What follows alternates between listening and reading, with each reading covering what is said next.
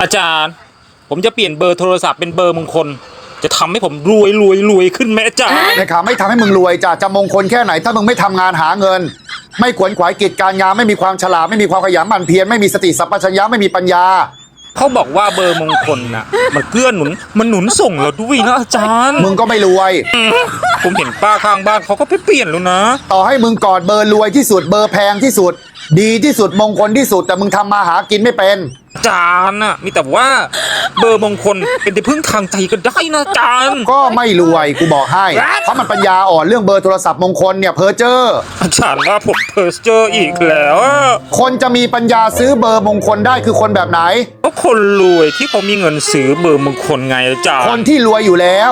กูถามว่าเบอร์มงคลกี่บาทก็เป็นหมื่นนะอาจารย์หลักหมื่นใช่ครับอาจารย์มึงไม่มีตังค์มึงจะเอาเงินที่ไหนไปซื้อเงินหลักหมื่น